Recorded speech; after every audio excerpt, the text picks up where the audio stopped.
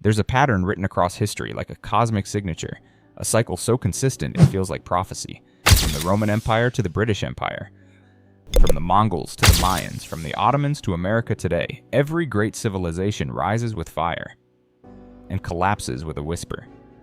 No matter how powerful, how technologically advanced, how culturally rich, every empire falls. But why? Is it greed, corruption, war, all of the above? Or is there something deeper, something woven into the DNA of power itself? Historians, philosophers, and military strategists have searched for answers for centuries, and what they've found is startling. Collapse follows a pattern. It's not random, it's not sudden, it's a slow unraveling masked by greatness, until one day, everything breaks. This is what some call the ancient law of collapse, a universal cycle of rise, stagnation, and fall.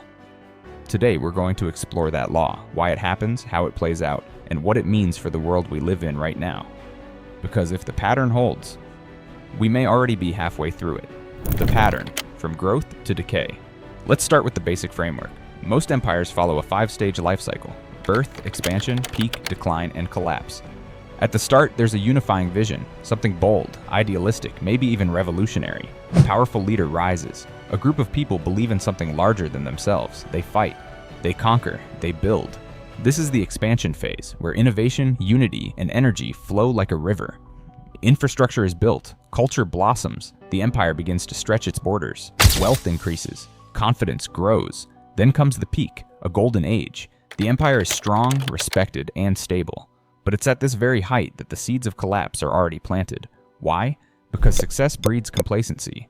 Leaders become more focused on maintaining power than earning it. Citizens enjoy the comforts of peace, but lose the hunger that built the empire in the first place. Next is the decline, usually invisible at first. Debt grows, corruption spreads, institutions decay, the elite grow rich while the average citizen struggles. People lose trust in their government, in their leaders, and in each other. But the illusion of strength remains, until it doesn't. Finally, collapse, fast or slow, violent or silent. The empire is too bloated to adapt, too arrogant to reform. External enemies press in while internal divisions explode. And just like that, a civilization that once seemed invincible becomes a chapter in a history book. Rome. The blueprint of collapse.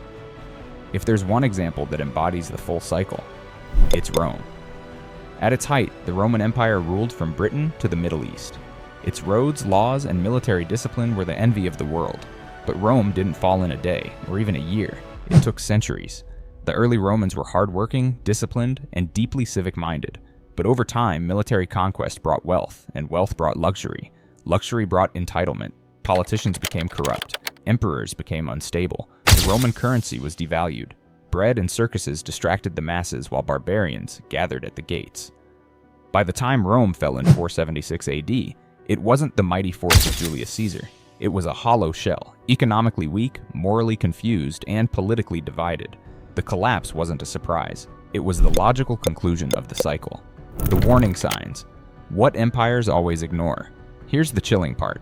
Most empires see the signs and do nothing. Why? Because by the time the rot sets in, the people in charge are benefiting too much from the status quo. The elite are rich. The military is stretched thin but still feared. The economy is fragile, but the illusion of prosperity persists. Among the clearest warning signs are extreme wealth inequality, over-reliance on debt and financial tricks, cultural decay or fragmentation, loss of public trust in institutions, endless military campaigns abroad, mass distraction via entertainment and media. Sound familiar? It should. These signs aren't just in history books, they're in headlines. The US, for example, has trillions in debt, a polarized society, declining trust in government, constant overseas conflicts, and a widening gap between rich and poor. The similarities to late-stage Rome aren't just academic. They're visible. Why collapse feels sudden, but isn't. Here's a psychological twist. Collapse often feels sudden, but it's actually gradual. It's what systems theorists call the tipping point. Imagine a dam cracking slowly. You see a few leaks, then suddenly, boom, it bursts. But the breaking didn't happen all at once. It built up over years.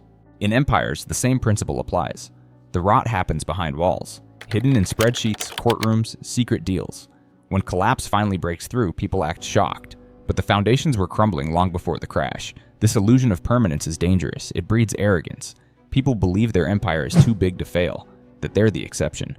But the ancient law doesn't care about feelings. It punishes complacency with collapse. Always has, always will. The myth of invincibility. One of the biggest illusions every empire holds is that they are immune. That somehow they have figured out the magic formula. That their tech, their ideals, their military, their economy, it'll last forever. The British Empire thought so. The sun never set on it, until it did. The Ottoman Empire lasted 600 years, until it didn't. Even the Soviet Union, with nuclear weapons and global influence, collapsed in less than a year once the tipping point hit. Why? Because no empire is invincible, and those who believe they are collapse hardest. The role of technology, a double-edged sword. Here's something modern that the ancients didn't deal with. Technology. Some believe our tech will save us from collapse. That AI, surveillance, digital money, and social media will create order. But history shows that tech is neutral. It reflects the user. The printing press once empowered citizens, then was used for propaganda. The internet connected the world. Mitten then was used to divide it. Modern empires may collapse not in fire, but in data. Economic systems manipulated. Trust eroded by deepfakes. Civil unrest amplified by algorithms. Collapse doesn't need to be physical. It can be psychological. A collapse of shared reality. That's perhaps the scariest version, because when people no longer believe in the same truth, an empire can fall without a shot fired. The rebirth myth. Is collapse always the end? Now here's the part that offers hope, or at least perspective. Collapse doesn't always mean annihilation. Sometimes it's transformation. Rome fell, but became the Byzantine Empire. China has seen dynasties rise and fall for thousands of years, yet remains a global force. Collapse can be a reset, a painful shedding of what no longer serves, but only if those within the system are willing to adapt, not cling. The danger is pretending the collapse isn't happening. That's what kills, not the fall, but the denial. What can be done? The choice is collective. You might ask, can empires avoid collapse? Some say no, that it's natural, like aging, but others believe the pattern is a warning, not a sentence. That if enough people see it, they can act. It starts with truth, honesty about decay, real reform, not slogans, not spin, redistribution of power. A return to civic duty over greed, humility over hubris. But this requires something rare, leadership with vision. People willing to sacrifice short-term gain for long-term survival, and citizens willing to question comfort in favor of change.